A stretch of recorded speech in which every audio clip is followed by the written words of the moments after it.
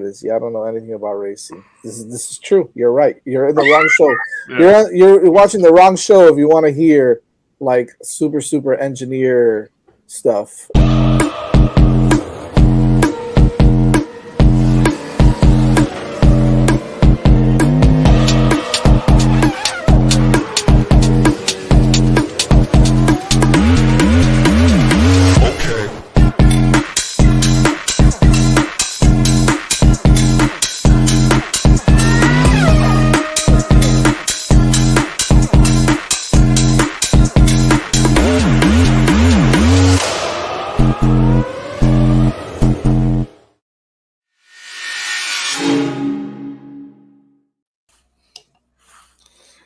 So Whoa! that showed up in the middle of the intro. Everyone, welcome back to Hitting the Apex. We got everyone here for once. So yeah, Evan and Jazz, of course.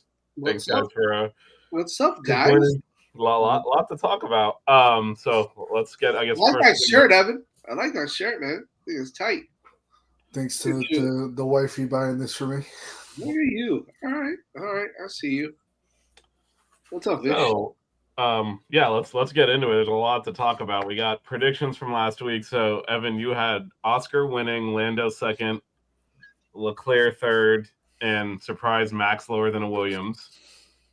I got the top three right, just not in the right order. Yeah. I had Lando winning, so I got that. I had Oscar second, and I had Hamilton third, which those last two didn't happen, and then Max DNF, which didn't happen. Carly had Max first, Charles second, so she got the second place. Oscar third, so she got 2 out of 3. Just missed the winner. And the wild card was no accidents with Bortoletto, lasted about 2 quarters. And so that did not play out well. Immediate VSC in the first lap, which we kind of saw coming. Although we did miss the debate over whether or not the Gasly crash would have counted as a. Because technically, you got back to the pits.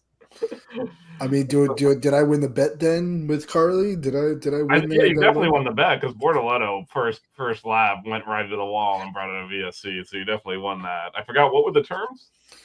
Any type of crash that brought out a safety car. Yeah, but what do you get for win? Is it just a friendly wager? Or was there something happening? It's just a friendly wager. We're a family. We're a family show over here at Hitting the Apex. We're not going to. We've had gambling sponsors before, so we're not anti. We're not anti. Yeah, we're not anti gambling, but okay. Yeah, Jazz. We got. I mean, let's clearly, you know what I had, right? I had Lando. Charles, I'm sure you did. Yeah, Oscar, and then I had Verstappen leading about a quarter of the race, and then having to pit at the end because he had to, because it was he had to pit. If not, I mean, either way, I had him landing in fourth because of the pit. Because he had to box anyways because he went long, waiting to see if there would be a red flag or a VSC. I had all that set up. So yeah, he wouldn't have really helped him. He needed a red flag. He would have fallen behind the 3. Any kind of safety car, he still would have fallen behind the other 3. But yeah, the topic of the day is the mandatory pit stop. So Evan, we'll start with you, and then Jazz, you can obviously chime in as well. What do you think? We talked about this last week, Evan, and didn't really work. Yeah, it didn't change much. We saw exactly what we thought was going to happen, which was, the way that it ended on Saturday was pretty much the way it was going to end on Sunday. You saw a little bit more movement down the field, but the one main thing that I think it did show was that there was a lot of team play.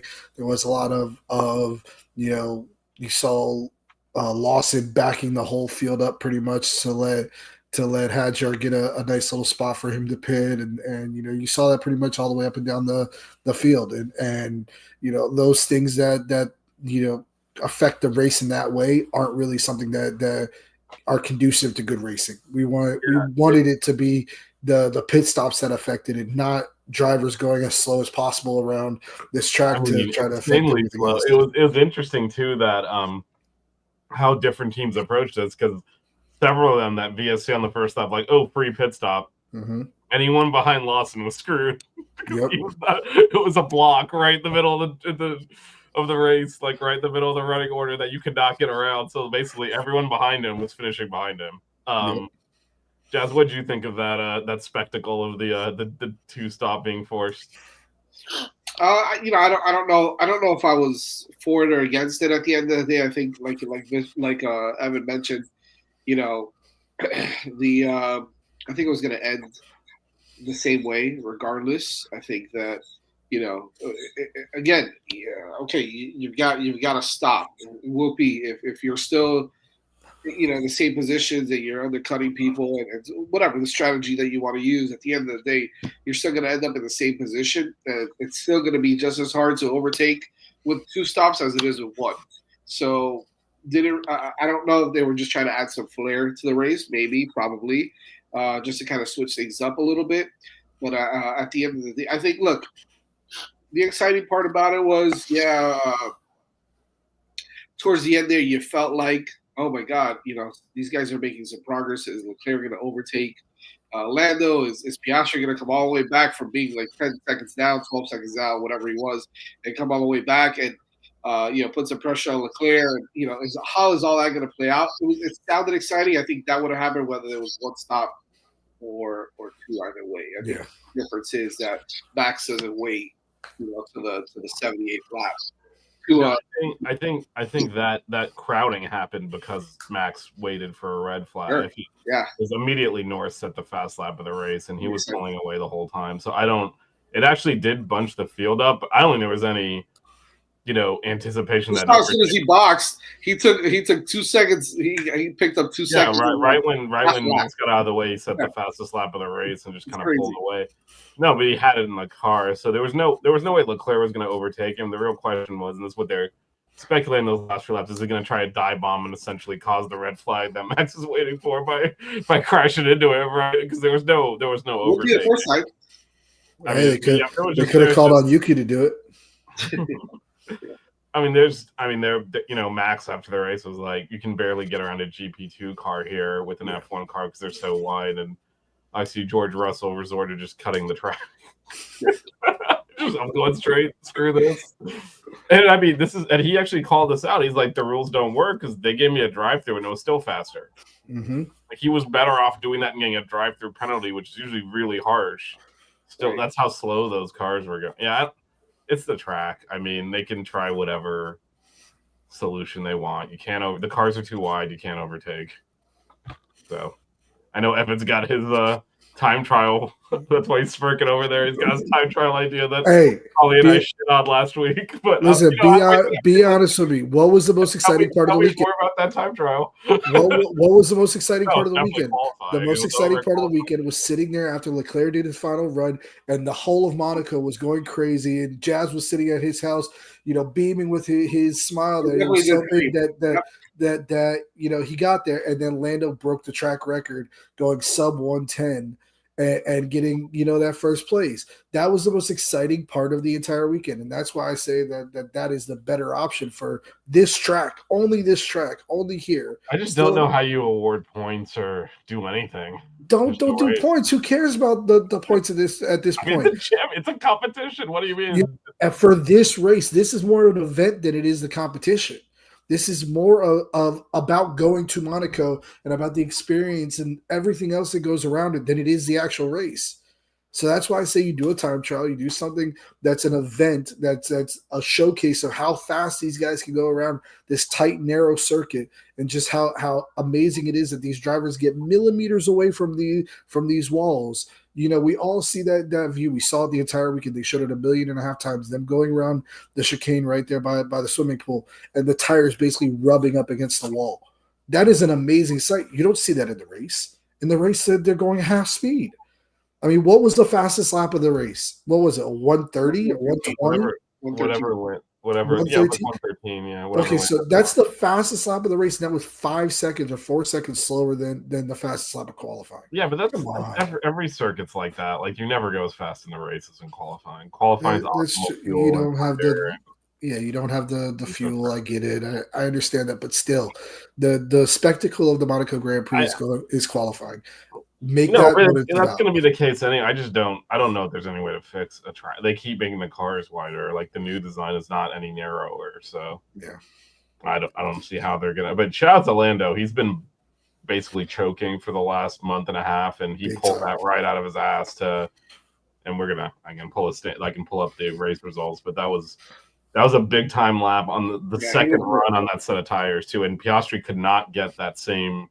They tried the same strategy with both, and Piastri could not improve on that second run, and Lando did, and that's like you said, he won the race in qualifying. So Yeah. shout Yeah, out to him. really, We've been that last it was McLaren's strategy, going into that Q3 to make basically a third run while everybody else only really did 2 push runs that got them up there, got them the ability to get that fast lap. But just like you said, Oscar pretty much lost it right at the chicane after the tunnel. You looking at the side by sides, they had all those ghost views and stuff like that with the cars. He went real wide on that chicane coming out of the tunnel, which really compromised his exit out of the chicane, and that's really what slowed him down a lot. And then Lando just had almost a perfect, last half of the lap that got him past where even Charles was, and Charles ran an amazing lap on his run as well. So. I think the other thing McLaren was doing there too, because they were obviously 1-2 until that last set of runs, is you never know when someone's going to put it in the wall and the session's going to get stopped, and that's that. So they kind of banked a mid-session set of laps that put them up there and still had enough tires left. I'm going to go you, Jazz. You can obviously talk about other stuff, but you're a resident Ferrari fan. Where did that pace come from? Ferrari actually look competitive. They look competitive. They look really strong, and anything straight. It looked like, and even I know the practices they did a lot of data. They showed a lot of it in those shows, and even leading up until qualifying, they showed how surprisingly Ferrari was quicker in the straights than the McLaren at some point.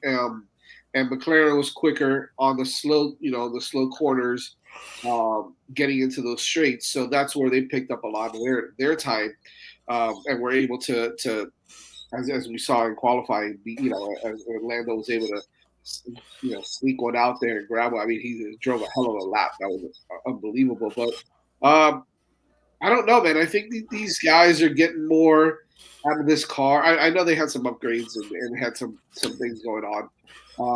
But look, it was Monaco. This is Leclerc's home race. I think that he was, aside from putting it into the wall, I think he was going to do everything else that he possibly could to get that win, or to be, you heard it. You heard how upset he was qualifying second and then ending up in second place. Like, this is his, and so nobody else drives this track better than he does. I know Lando had an amazing race, but he was driver of the day for a reason. Nobody drives this track the way that he does. So I think you got to put that, take that into perspective as well, and understand that this is his home race. He can drive this thing with his eyes closed. Hey, there's Familia. Is that Ro? Is that Ro? You want to say hi? What's up, Ro? What's up, buddy? I don't like your mouth on me. That's hilarious. A second ago, I just looked over because my son was about to walk into the room. I'm like, yo. But just kind of going back into it, that's what I put a lot of stock into, is, it was his race. I'm not saying they weren't fast. They were. They had the pace. And it looks like they're picking it up a little bit with that. But Lewis, another one who had a pretty decent run as well. Off the line, he dropped a couple of spots and he regained them. So he did a good job of driving and coming back up and ended up in P5. But it's Monaco, man. Again, it's Monaco and Leclerc. This is his track. This is where he thrives. And that's what I'm going to put it on now. We'll see how he does in Barcelona. Again, this is another good track that him and Lewis could potentially be successful in as well and be competitive. And we'll just see. We'll just see, because it's there. The what's the word I'm looking for? The setup for the cars is going to change, right? So it's not going to be the same setup that they had in Monaco. Will that hinder them, or will it help them even more? We'll see. We'll see what happens. But I was impressed. I was impressed with what they did. I thought that the only way that Leclerc would win, obviously, is if he sat on pole, which that's why I was so excited that Lando came and crushed my dreams. Because everybody knows in Monaco, if you are in pole position, there's a good chance you're going to win the whole thing. So, yeah. But yeah, good outing by Leclerc and the Ferraris. I think they did a good job. So I do think it probably had something to do with the circuit layout, and the Ferrari might just be better in those slower corners. I think the McLaren's just good everywhere, it looks like. But Evan, you had called out last week, you expected Red Bull to struggle with the slow speed corners on this track, and you nailed it. They absolutely did. So yeah. I mean, Yuki did Yuki things, so he's somewhere down off the screen on my running order. It only goes to 12. But yeah, Max was off the pace the whole weekend too. Just the car just didn't have it. Yeah. Yeah, I mean, it's something that we kind of expected, because of what they have been struggling with throughout the whole year. That car doesn't turn as well as they were hoping for. This literally has the sharpest turn in all of Formula One in the hairpin right down there at the casino hairpin. So, it's one of those things that they were kind of expecting it. Max is always going to do Max things and be able to get the best out of any situation, and that whole strategy of basically running it all the way until damn near the last lap to be able to try to make something happen was a great strategy by Red Bull. If it would have worked out, we would have been all calling them geniuses at this point. Yeah, it was enabled a bit by Hamilton struggling in the race because the gap was, you can see it on the screen, he was 50 seconds back. Oh, yeah.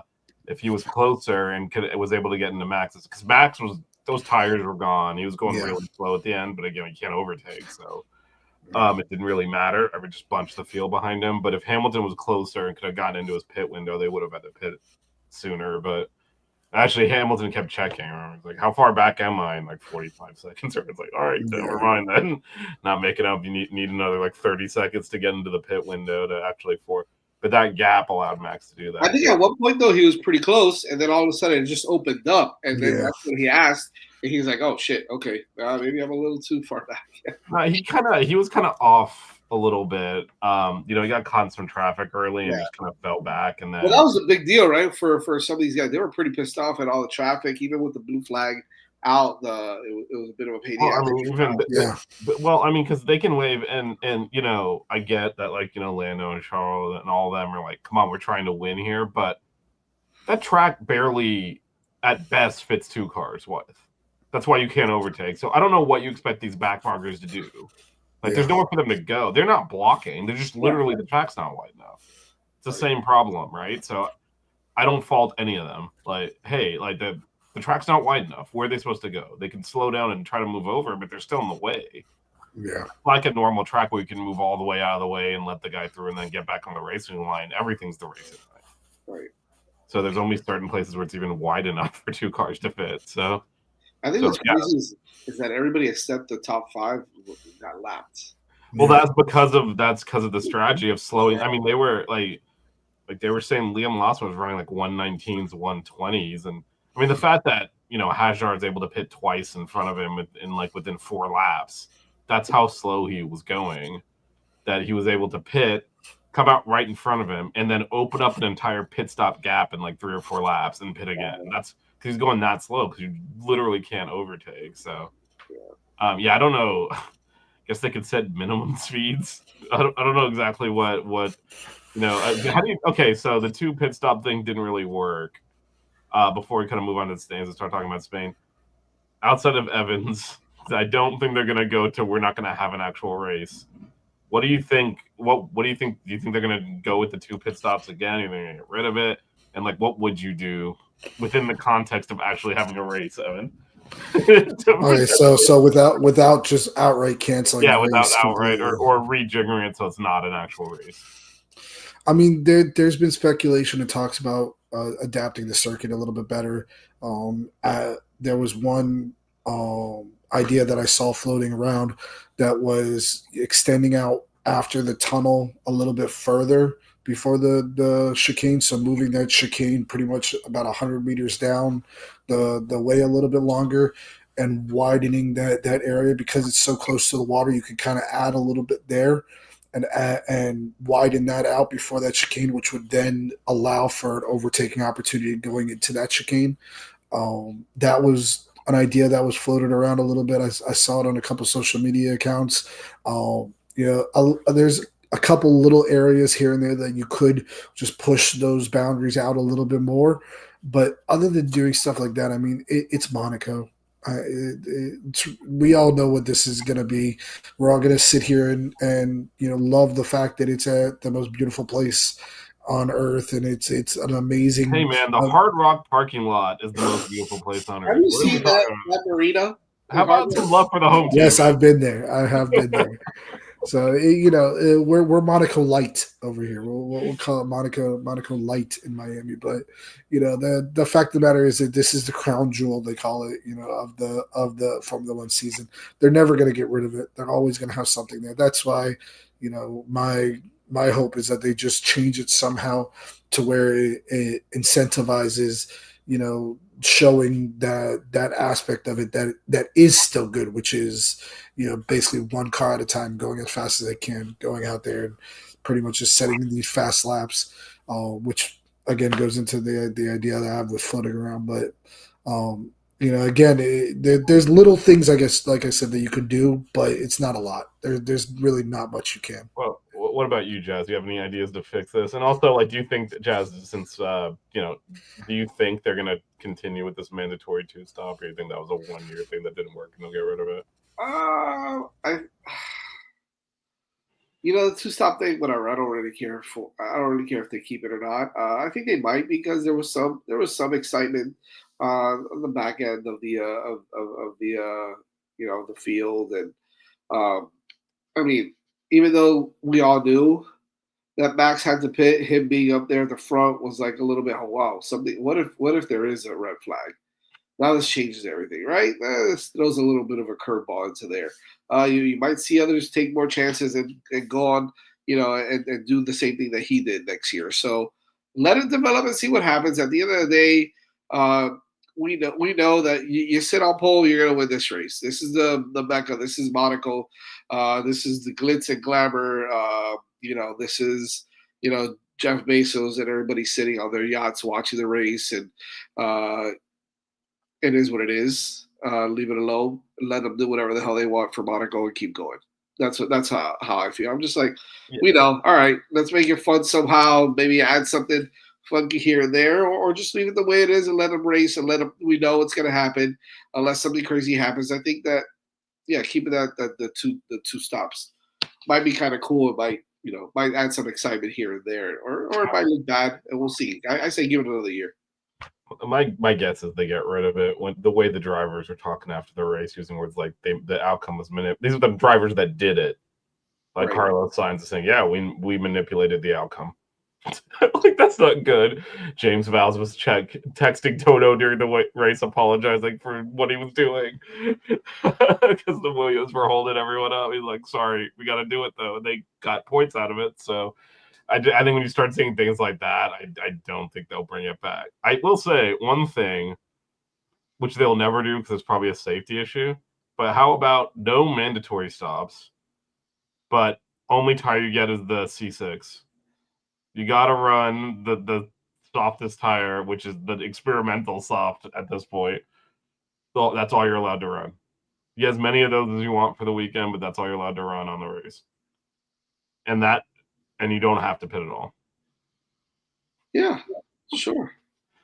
And then see what happens there. Because then I think, because what they're saying, you can technically overtake. You just need a huge speed differential. And, if you have a fresh set of C6s and someone's on one for 30 laps, that might give you a differential but not forcing them not to pit though, like saying you don't have to pit, you can run this whole race if you want. Some teams will try that and they'll lose so much time that you could actually see overtaking. Yeah. I don't know. It's probably not going to work because what happens, I mean, this is one of the issues, right? Like, these teams are we make fun of them and all that sometimes, but they're so smart. Of course, someone was going to be like, "Hey, if we do this, that'll do it." Like what the Racing Bulls did. Like, they're just like, "Hey, we're next to each other. if you just drive really slow, we're guaranteed to finish these spots. And Yeah. that's what they did. And Or like what Second, George Russell had. How about create a similar to what you said, but how about create a Monaco tire compound and just race on that thing the whole entire thing, no stops. Can't stop unless you have a puncture or something like that. You have to stop, but if not, just run the whole damn race on one tire. But it's a Monaco tire. It's not like anything that you see that you well, can. I think you need the ability to stop though, because that's how you get the tire offset. That's the only way you're going to get overtaken. If they're all on the same worn tires, it's the same thing we have now. It's a parade. Yeah, it's gonna So you be. do need the It's gonna be ability. slower. You need it in play of like yeah, no, it's slower than a parade. You do need it in play of like, hey, I could pit, and that'll give me enough of a tire delta that I could pass. Like that's the only way, because if they're all on the same tire, it's not gonna do it. Also, you can't, since they can't ever test in Monaco because it's a city. Doing a special tire for that and not knowing what the hell it's gonna do is dangerous as hell. Okay, I got a good one. I got a good one. Mandatory one stop, but the second during the second stop, each team has a celebrity that backs them. The celebrity has to drive the car the second stop. So you get Patrick Dempsey, although he's a Le Mans driver, so that might be a disadvantage there, right? That might be a disadvantage there. So that would be pretty good. you get like Tom Cruise or actually Brad Pitt in a Mercedes or something like that. You know what I mean? And those guys have to drive the second half of the race, whatever it is that they stop. They would stall the car in the pit box and wouldn't move. But anyway, I'm serious. I'm serious. It's that hard to drive those things. They would stall the pit box. I got an interesting one. Go for it. How about a mandatory situation like what we had with George Russell?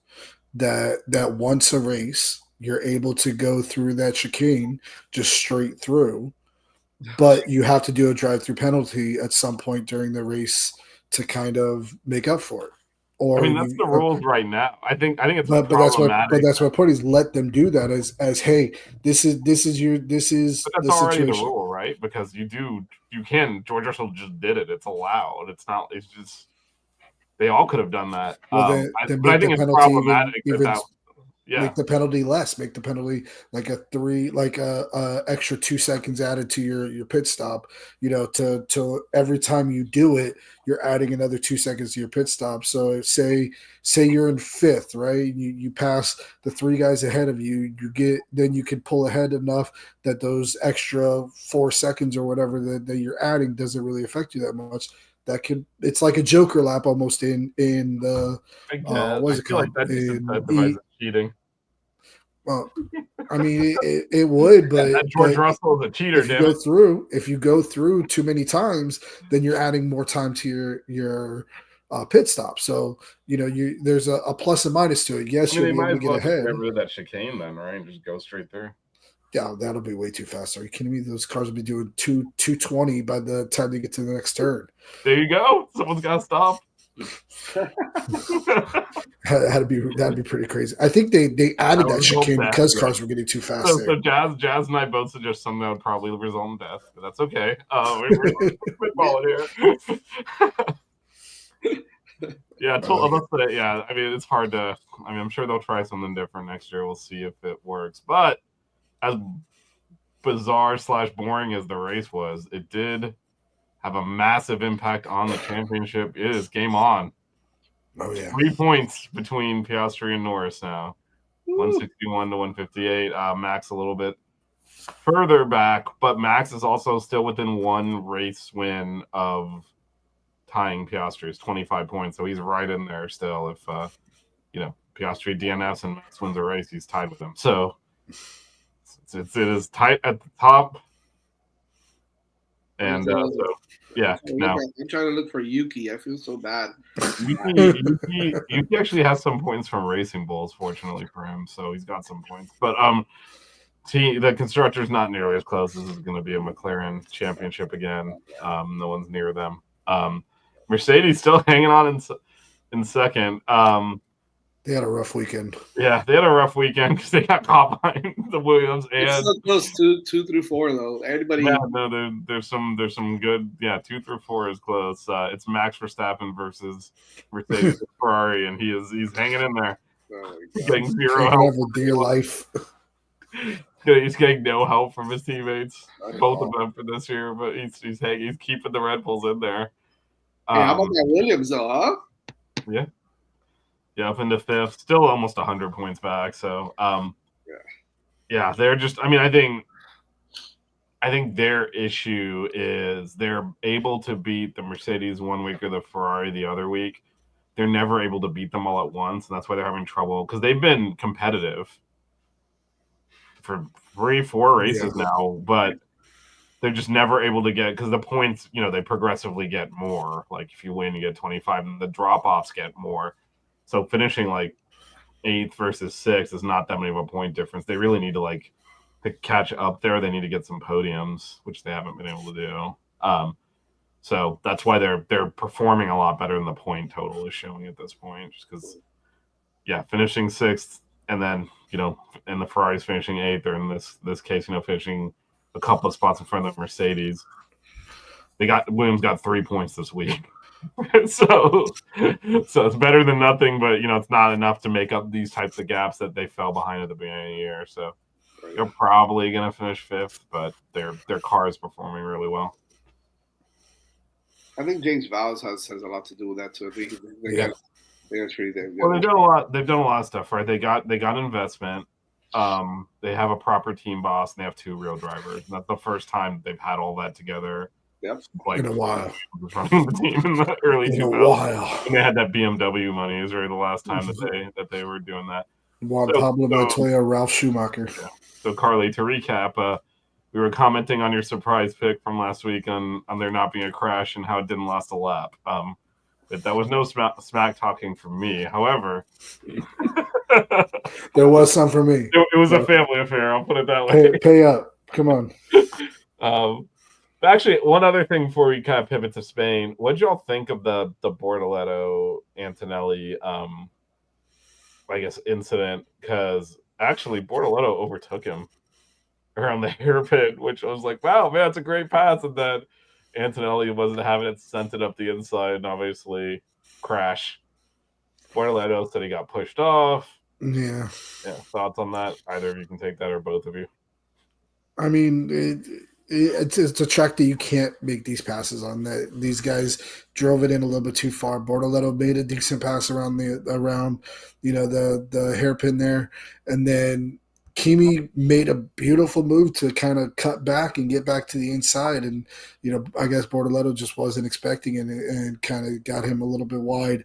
You could tell that he really understeered a lot, because if you get off that line, there's a lot of rubber that gets laid down. And again, we're talking about city streets. We're not talking about a freshly prepared, FIA level circuit, that gets raced on every weekend by some type of cars or motorcycles or whatever it may be. This is city streets. So, the car just kind of slid off to the side and went right into that barrier. So it was an interesting move, and you could really see the aggression that Kimi really puts into it. He's a hell of a driver, but it was something that Bortoleto shouldn't, or I guess just wasn't expecting, because of how tight everything is there. He wasn't expecting Kimi to actually make that lunge and go in there. And that's why he's saying, oh, he pushed me off. It's because you're never expecting somebody to make a move like that. Not in these cars, not in this generation. So, I kind of see where both of them are coming from. I don't think he was expecting it. And Kimi, what about you, Jazz? Any thoughts on that? Just to talk a little bit more about this circuit, this track, per se, it's a street track. I mean, a lot of people don't realize that once the show is over, like on Friday night, they open the street back up for people to drive around. Like, it's not like our track. The only road through town, so they'd have to. Yeah, so it's not like here, like it's a street circuit, but it's an FIA, street. This is different. That plays a lot into it. It's two young guys going at it a little bit, and things like that happen. And I think that one's going to say one thing, the other's going to say the other, and they're both going to be wrong, and they're both going to be right. So, at the end of the day, I don't know how. I mean, it affects obviously Mercedes more than Sauber or Stink or whatever you want to call them, but Kick or whatever it is that they are. the green machine. Whatever it is, but you know, it doesn't. I really, I don't think it's gonna. It really affects anything. I think that Bortoleto. By the way, I think Bortoleto is a decent little driver too. I think he's in a terrible car, but I think he's a decent little driver. And so he made a nice move, and Gibby probably got a little pissed off by it, and he bit back a little bit, and then they got into a little tussle, and that's that happens, especially with some young guys that aren't really going to be in it for the championship or anything like that. They might take some more risks like that. That's what happened with me. Yeah. Yeah, and we've talked about this a lot. The new interpretation of overtakes is if you're ahead at the apex, it's your corner, so it incentivizes those dive bombs. You don't have to leave the space. The famous Fernando Alonso, you have to leave the space. You don't have to anymore. Yeah. If you're in front, it's your corner. The other person just has to navigate around it. So he might have felt pushed off, but he was behind at the apex because he left the door open and he drove through it. And so he had to give the corner up, and he didn't. That's what ended up in the wall. So. I mean, as you said, Monaco's not forgiving, so you can't make those mistakes and you'll run off straight into the wall. And ironically, that ruined a lot of people's races because they all pitted thinking free VSC and didn't realize what Racing Bull had scored for them. They ended up circling very slowly in 18th place for the rest of the race. Wasn't that the same corner that Kimi Räikkönen crashed in and then walked off and went on the boat?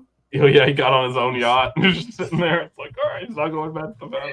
I remember that. Yeah, that was awesome. He just walked off. Just next thing you see is a cameraman pointing at him on a boat with a beat. Why not? Oh man, get a little fine. That's all right. Have some shit.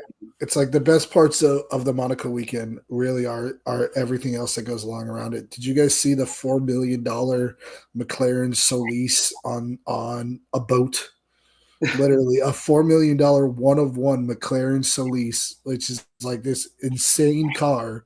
Somebody had it sitting on one of the yachts, just sitting there, just to say, I have a $1 billion yacht, and I'm going to put my $4 million McLaren just sitting on it to show off to everybody else who's around here.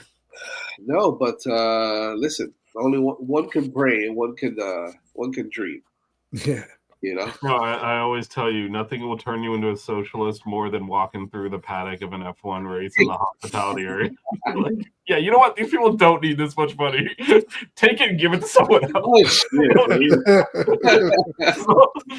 like that guy's watch is worth more than my annual salary. You know what? Like this guy can pay more taxes. Not only that, it's funny to me that it's funny you said about their watch, right? Like a lot of these their sponsor Richard Mille and all these guys. Like after they're all sweaty, driving 78 laps, all nasty.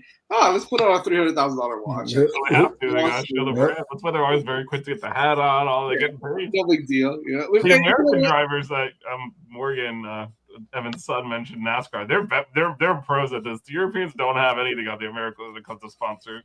They immediately win the race, put the hat up. I want to thank Pennzoil and Folgers or whatever. They got the Coca-Cola. Look at the brand. Pennzoil and Folgers. Don't do that. The Heroes like Monaco's like I want to bring Richard behind me at Walmart. Like it's crazy. Like they're like the Americans are pros at this, man. When they would come off after one race, they name drop every sponsor that's ever given them a check. Well, two points about that. Have you ever? All the races live in Monaco. This is all of them. Yeah. 2 points about the sponsorship thing. Have you guys ever seen the Mercedes driver gloves, like the gloves that they actually wear? Oh, with the fake watch on it. They actually have the IWC on the glove. Look at it or look it up next time. They actually have the fake IWC watch on the wrist of their gloves with the sponsor on it. Yeah. Unbelievable. So you got that, and then what was the other thing I was going to say? I forget what the other thing I was going to say was, but it is really crazy how they are with these sponsorships and everything, and especially when it comes to the watch companies, because they are. I'm a big watch guy, so like I follow all the drivers, what watches they're wearing and stuff like that, because I think it's an interesting thing. Because of the fact that I'm into it so much. And I mean, it's insane, some of these watches that these guys have. I mean, you talk about a $300,000 watch, like the Richard Mille that Lando had on afterwards. Yeah. That was more than a $300,000 watch that he had put on right after that. And these things are insane. It's insane. Absolutely. Yeah. It is a spectacle. All right, but you know what? Might be a better spectacle. There's actually a race this weekend where there might be actual passing. So it is Spain. It's the Catalunya, and this is the track that they test on a lot, so everyone's very familiar with it. 66 laps, couple of DRS zones, couple of detection zones. Evan, thoughts on this circuit in Wait, Spain? first, before that, look at the circuit. Doesn't it remind you of someone doing this, flexing? That's what it is. That's what it is there. So flexing. I like that. So whatever. I'm sorry. No, I see it. I definitely see it. Now I can't unsee it, but you've ruined the whole weekend now. Every time they show the circuit, now you can't unsee it. Thanks a lot, man. Well, it's like what was it? The Chinese Grand Prix is the shape of it is. I pointed this out last year. Right? No. The shape of the Shanghai circuit is the word for Shanghai spelled out in Chinese. Yeah. So it's like the actual shape of it is the same shape as the word. So, anyways, it's a simple track. We went from literally one of the most complicated tracks on the circuit, probably the most complicated track on the circuit, to one of the simpler tracks. Very easy layout. The 2 DRS zones are going to make for good, passing. There's the detection zones right before the turns. Before those DRS zones are going to make for good racing. They're not in crazy weird areas where there's going to be some strange play with who's in front, who's behind it. It's going to be, I think this is going to be a good kind of exhale from this weekend's kind of nervousness that gets pent up inside of you whenever you see a race in Monaco and you see all these cars, come inches away from basically disaster. We're going to a track like this where it's kind of like, okay, let's see these cars do what they're supposed to do. Let's see these cars, turn at the highest G-forces and go as fast as they can and pass each other. And we'll see these guys basically go head to head and fight each other throughout the entire thing, because these guys can pretty much drive this track like if they're in go-karts or if they're in, if they're, with their eyes closed. Most of these guys, know this track, like the back of their hand. And even the young drivers, the guys who, are rookies this season, have the Hadjars, the Bortoletos, the Colapintos, and all those guys, the Antonellis, they're going into this race even knowing this track as well. So it should make for good racing. It should make for a fun weekend. It should make for, a pretty, like I said, nice little change of pace from what we saw this past week. What about you, Jazz? Any thoughts on this? Yeah, I think McLaren's gonna kick everybody's ass. Well, I don't know. Limb there. You got to wait for predictions, man, before you do the surprise pick. So, I mean, look, obviously Ferrari showed a little bit of pace in this past race, so I think that they can be competitive. But I think it's like you mentioned, everybody's tested out here. We know, what we basically have an idea how they're going to perform out here. It'd be interesting to see what tire compounds they're using. I know you have it on there as well. Yeah, no, it is they've gone from the softest in the range to the hardest. So it's the C1s to C3s. So there you go. What is this? What a 2-stoppy thing? Is it a 2-stopper or maybe I think it's a one stop? I guess 100%. Well, they're going with the hardest tires. The hardest. Yeah, you're right. Yeah. I mean, it's gotten to the point, and we've been talking about this too, just in this evolution of the cars, where they've basically, the better they get at developing the car, the harder it is to overtake, because the way they get better is by putting more downforce, which creates more wake. Right. At this point, it's actually relatively difficult to overtake. So it doesn't, where it's 2 or 3 years ago, I remember this was a 2-stop. At this point, it's hard to overtake. So it's, you got to work your way back through the field and spend laps trying to pass people. It tends to not pay off. So here's the only way I see overtaking at any of the McLarens is if you put pressure on them and Lando makes a mistake, or Piastri makes a mistake, and maybe locks up a little too much, or something like that. Then there's an opportunity for someone to kind of,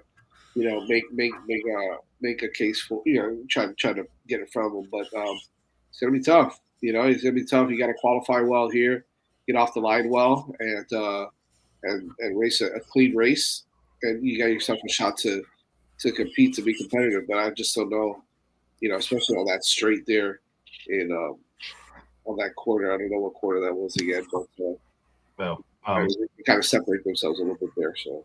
Yeah, I mean there's the two DRS zones. One is almost just to catch up for all the time you lost through the first twisty section, so that that you have an opportunity. The overtaking will generally happen at the start finish straight. Anyway, we got timings. It's a traditional European calendar. So Friday 7:30 practice 1, 11 a.m. for practice 2, Saturday 6:30 a.m. practice 3, qualifying 10 a.m. on Saturday, and the race Sunday at 9 a.m. The good old European calendar, the comfort blanket of schedules. Before we kind of go to predictions, which drivers, which teams are you two watching out for? Jazz, we'll start with you this time. Who are you looking at? Who you focused on this week? I think that because they had such an abysmal showing in Monaco, I think the Mercedes is one to watch out for. Can George Russell kind of get back into form? Can Kimi help him out? Can Kim be competitive? And honestly, I think they are. Can they hold off Ferrari?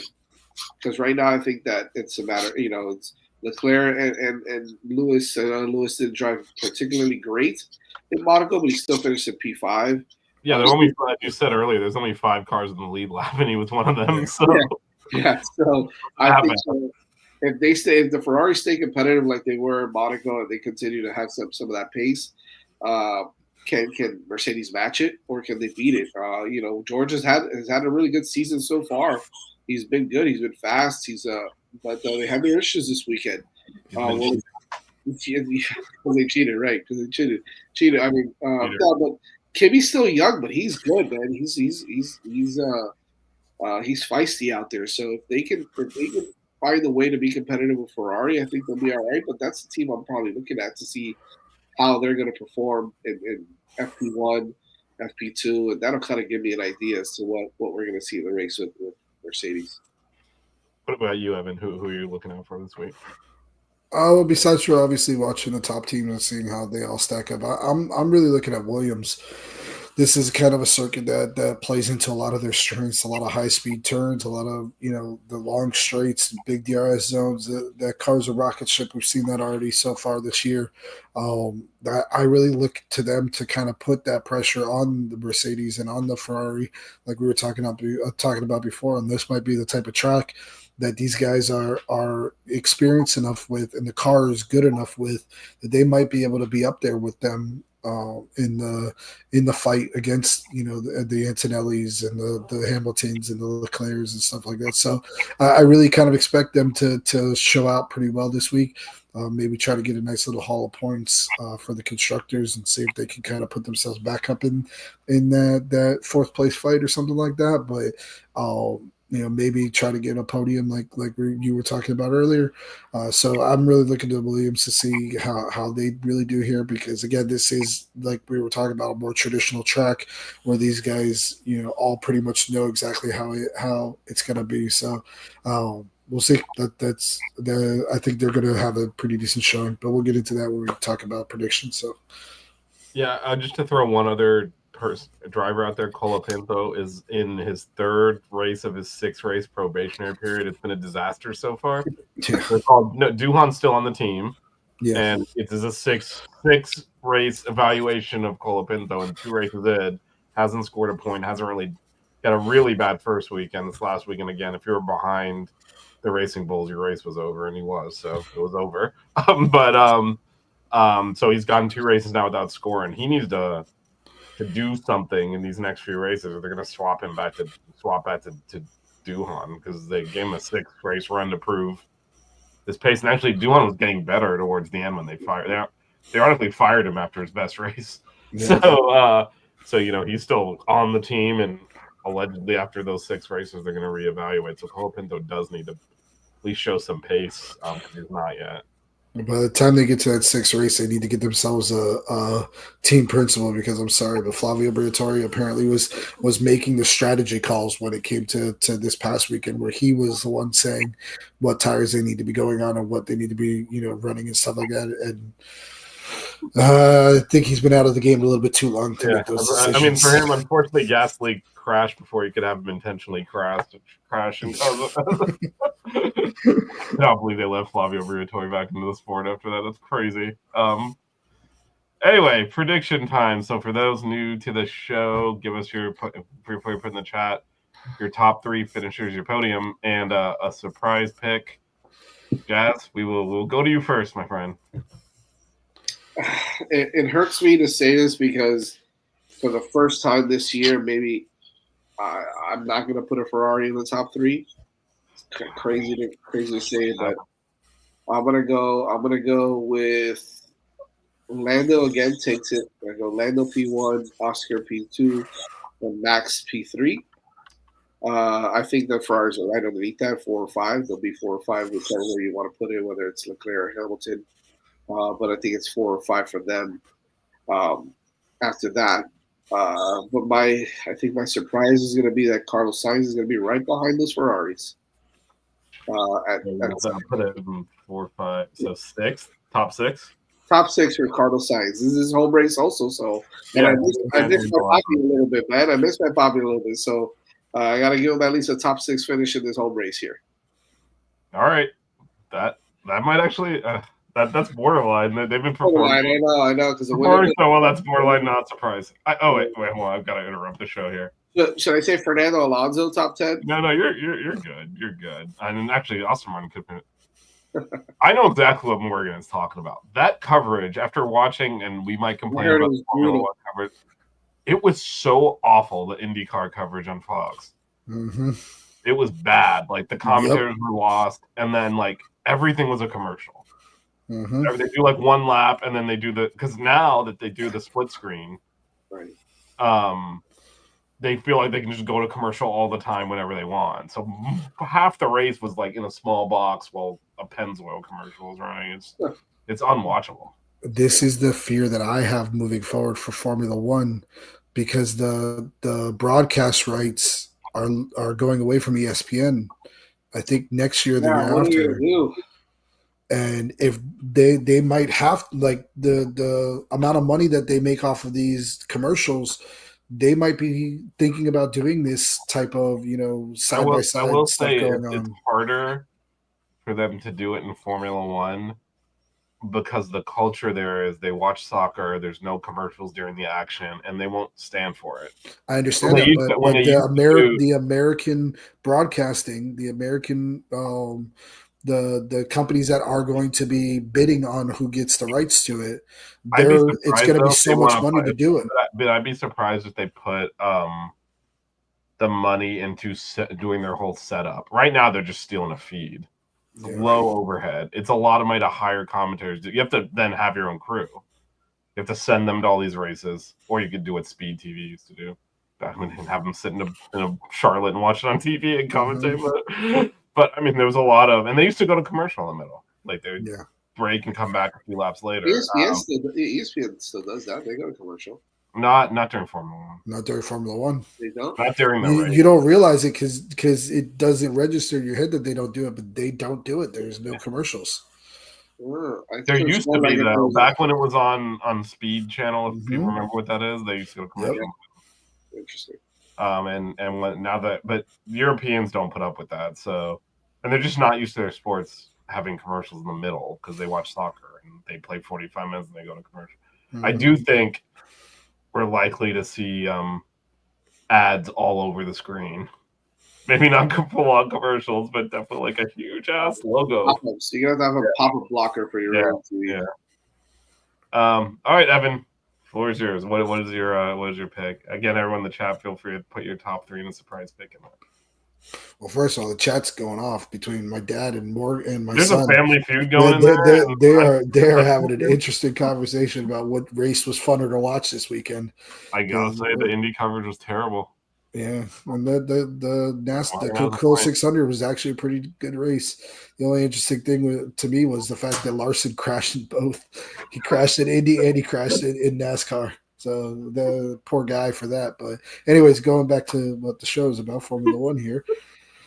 I'm gonna go with I predicted Oscar to win last week and Lando won. So I'm going to predict Oscar to win this week. And hopefully Lando will win. But I do think that Oscar has the ability to come out and say, hey, I want to try to take over this championship a little bit more, and kind of, say reestablish his dominance a little bit there and get his fifth, sixth win so far this year, something like that. He's on this incredible. He's on this incredible run. So I'm gonna go with Oscar, then Lando, then George. I'm gonna put George Russell up there. I think that he's gonna have a bounce back week. I think that Mercedes in general is gonna have a bounce back week this week. It's a power circuit. We know how strong these engines are from Mercedes. It's one of those things that like I was talking about before with Williams, that they're going to be good because they're really good at high speed circuits. I think that this is going to be a similar situation that you're going to see Mercedes be up there. Max, I think, is going to be probably in that top 5 as well, probably right up there battling with them. It's going to be a close battle, like between probably right there with George and him for that last podium position. But I'm going to put George ahead just because I think that the car overall is better suited to this track. For my surprise, I'm going to say – I can't say that Hadjar is going to be the second highest Red Bull because that's really not a surprise anymore. I think I've beaten that horse to death saying how good that he's been this year. So I'm gonna go with Antonelli being top 6 this week. So you're really going in on the Mercedes, huh? I am. The reason I'm saying this because Antonelli's had a really poor past couple weeks. He struggled at Imola at his home track. There was a lot of chatter around that about how he was very distracted, about how he brought his friends from school and his mind wasn't in it, and then he had a very poor race there. Sorry.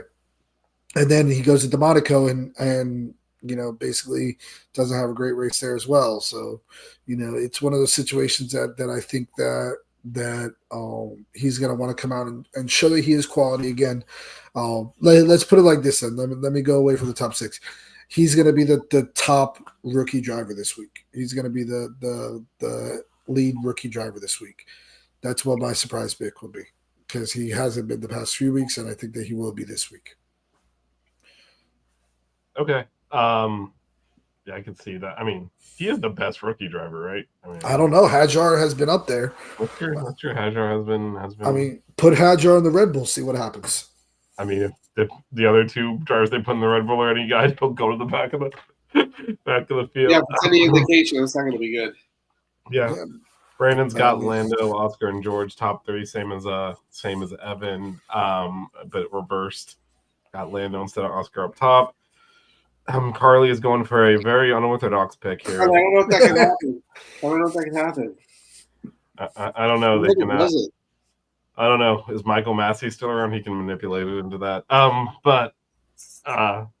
So I'm assuming she's got Max to win at least. If you want to actually do the rest of your prediction, throw it in the chat. All right. I am actually going to agree with Carly. I don't just think Max is going to have 2 bad races in a row. He was way off the pace this week. So I have Max winning.